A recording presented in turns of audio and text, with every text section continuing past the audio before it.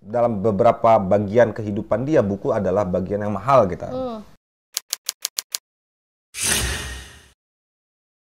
Assalamualaikum warahmatullahi wabarakatuh. Salam Sobat Sastra BM.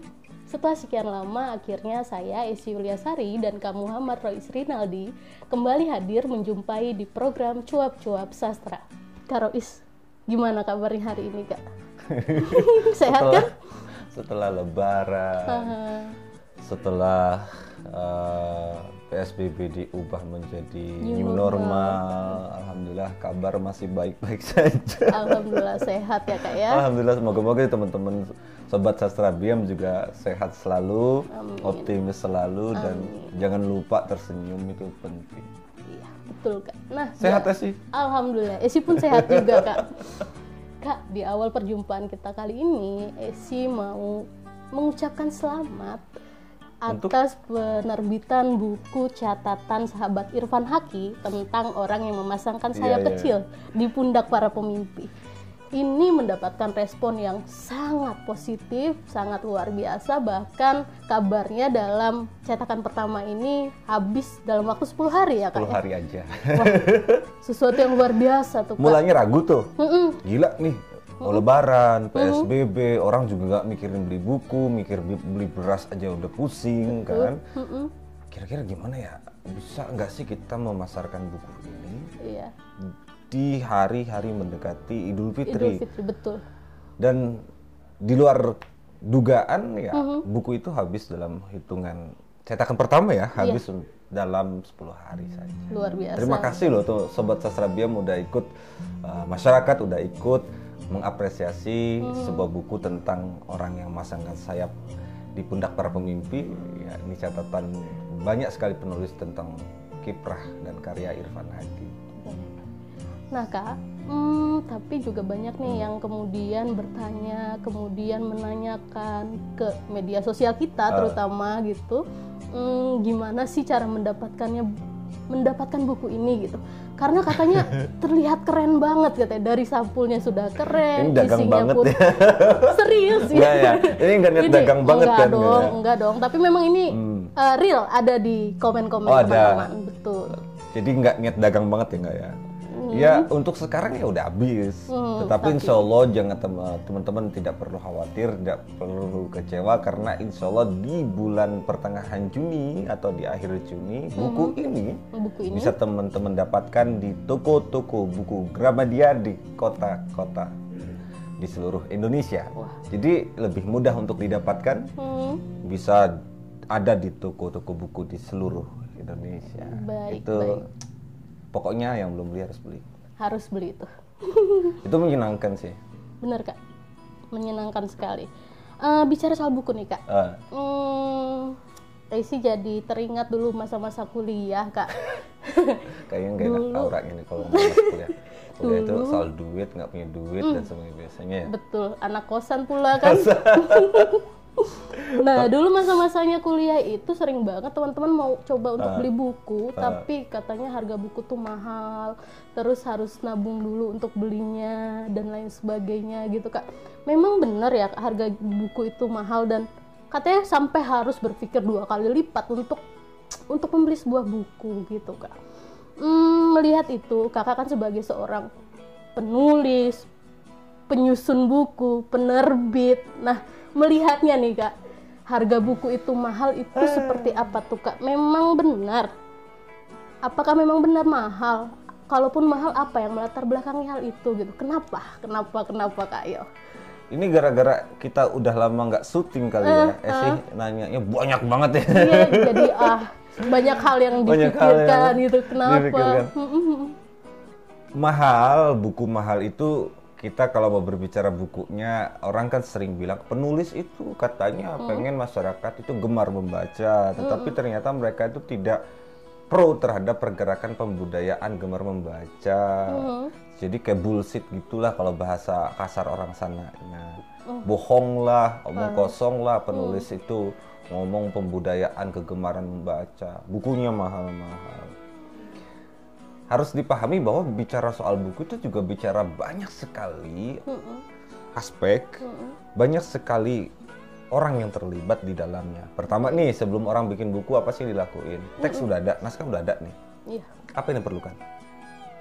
Orang yang mengatur tata letak buku. Kan nggak mungkin nggak dikasih duit.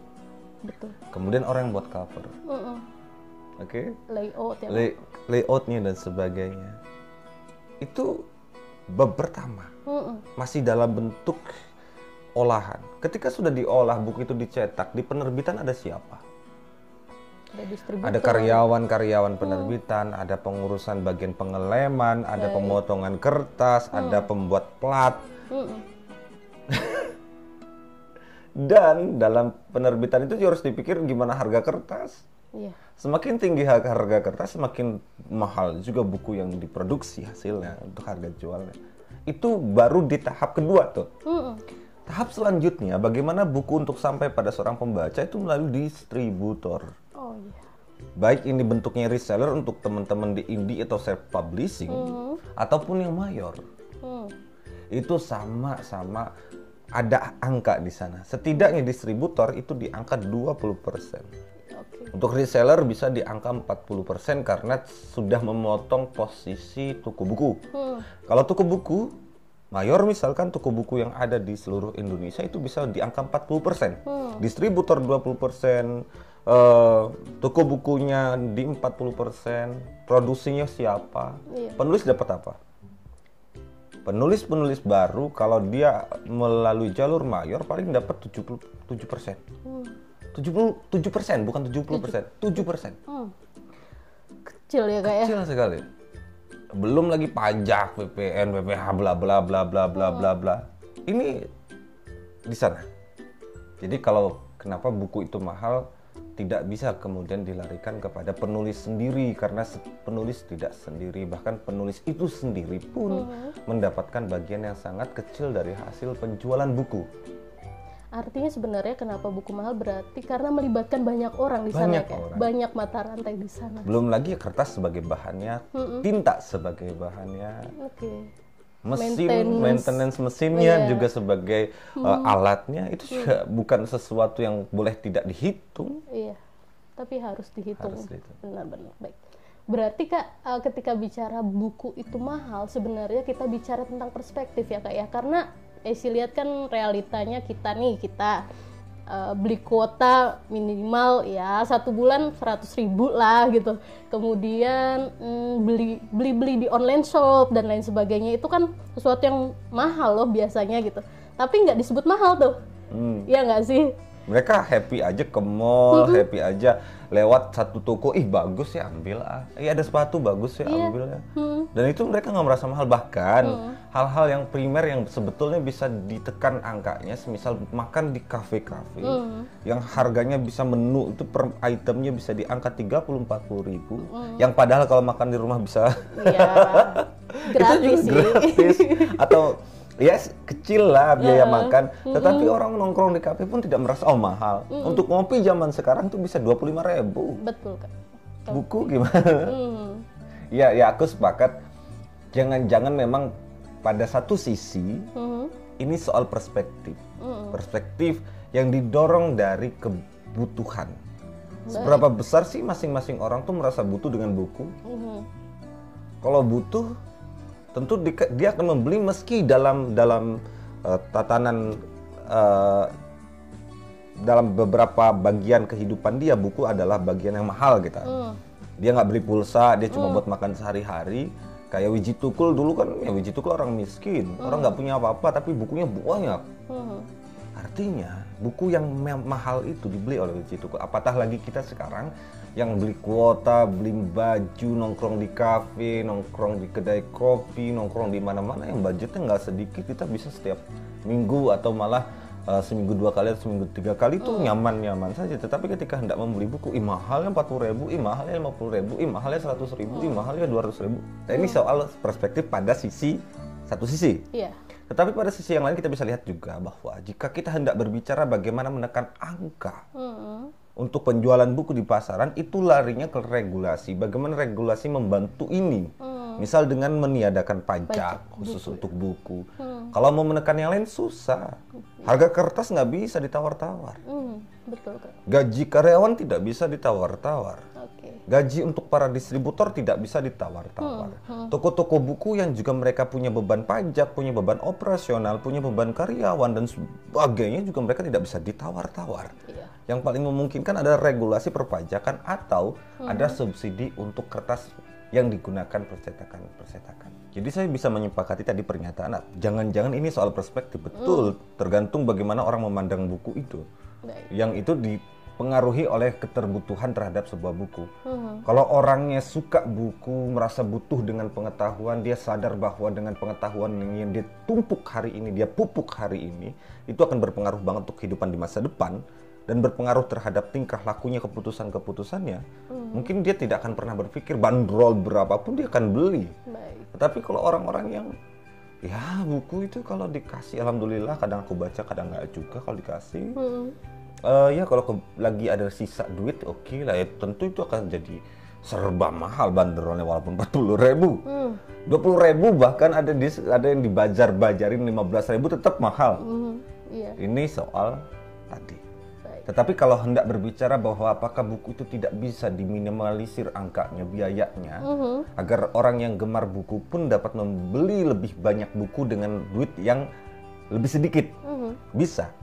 Tetapi jalurnya adalah regulasi.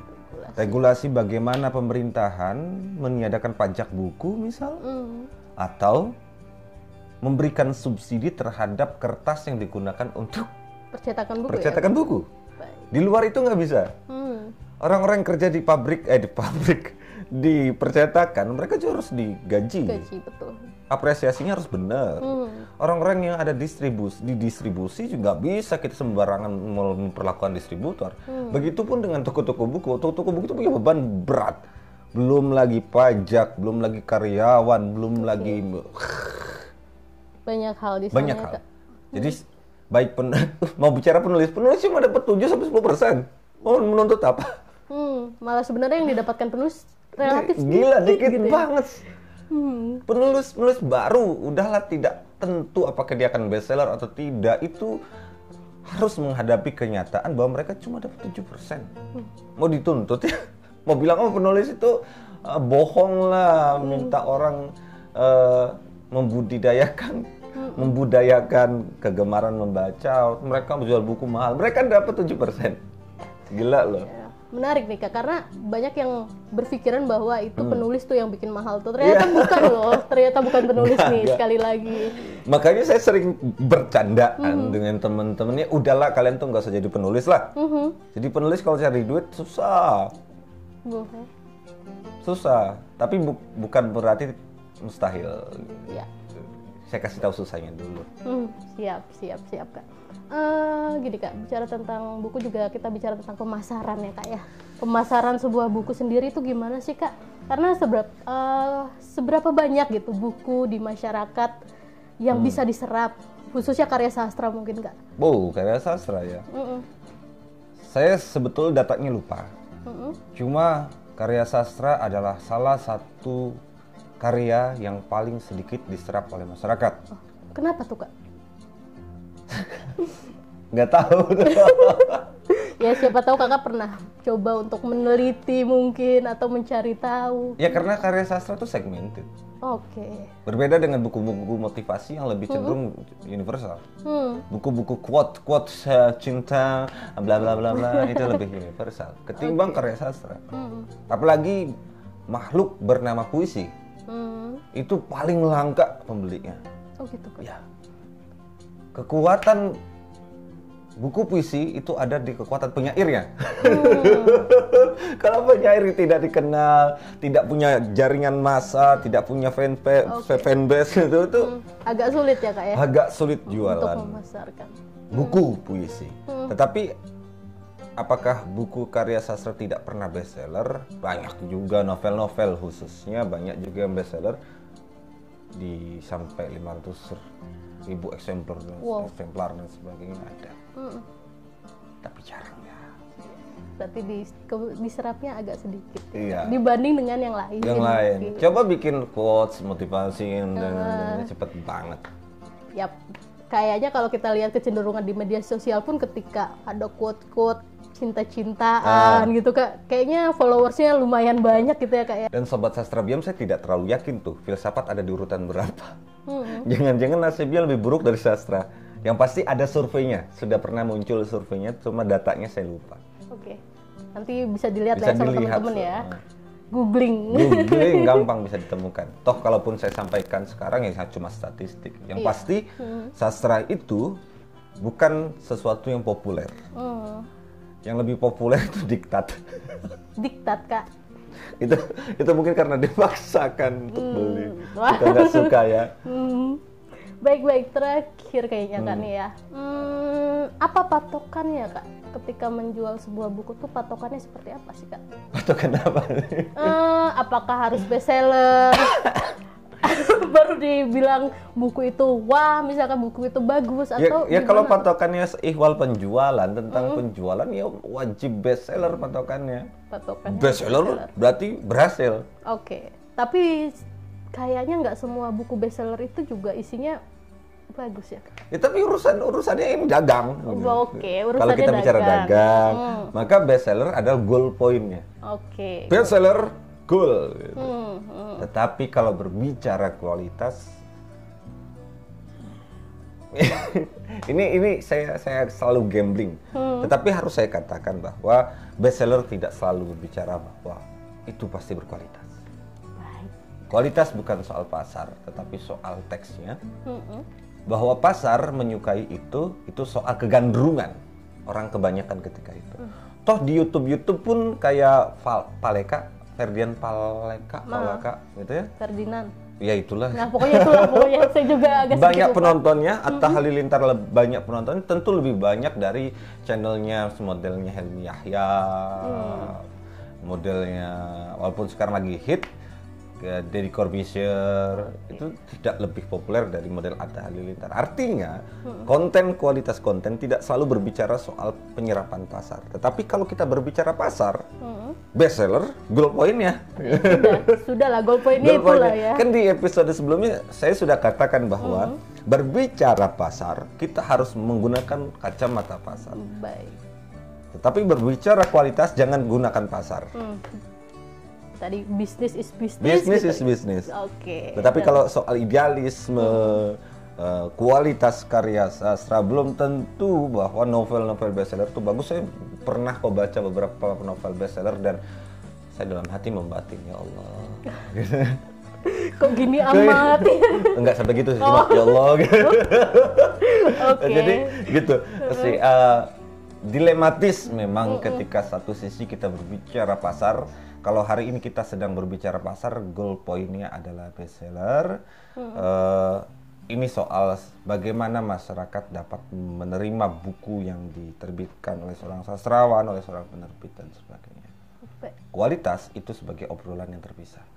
Tetapi kalau kemudian orang berpikir bahwa yang bestseller pasti berkualitas, itu adalah pemikiran yang sesat sejak dalam pengetahuannya. Serem. Terima kasih Kak untuk hari ini, sudah sangat panjang sekali obrolan kita. Lagi setelah Lebaran, Lebaran di kampung dan ketemu mertua dan sebagainya. Sudah menikah Kak?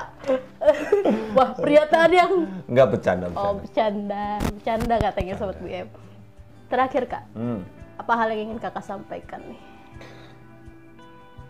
Untuk berbicara buku agar dapat diterima oleh masyarakat adalah bagaimana memasyarakatkan buku dengan bahasa yang kira-kira dapat diterima oleh masyarakat kalau kita berbicara pasar. Oke. Tetapi kalau kita berbicara kualitas, itu adalah pembicaraan yang terpisah. Apakah tidak mungkin yang berkualitas diterima pasar? Mungkin. Bukan mustahil. Tinggal bagaimana teman-teman Sobat Sastra Biam mau mempertaruhkan itu. Aku pikir itu bukan mustahil juga. Terima kasih Sobat BM. Jangan lupa untuk ikut nimbrung bareng kita nih untuk kita ngobrolin sama-sama tentang sastra, tentang puisi, tentang semua hal yang meliputi sastra ya Kak ya. Jangan lupa untuk komen, kemudian boleh nggak sepakat, boleh boleh. sanggahan, boleh tanggapan, boleh pertanyaan, asal jangan curhat soal kalian nggak punya duit. Nah, Itu aja. karena Kita juga punya. oke, terima kasih. Jangan lupa like, subscribe, dan share BMTV. Salam berkarya dan berbagi inspirasi. Wassalamualaikum warahmatullahi wabarakatuh. Ini nggak sederhana sih, tapi ya gitu deh. Oh, gitu.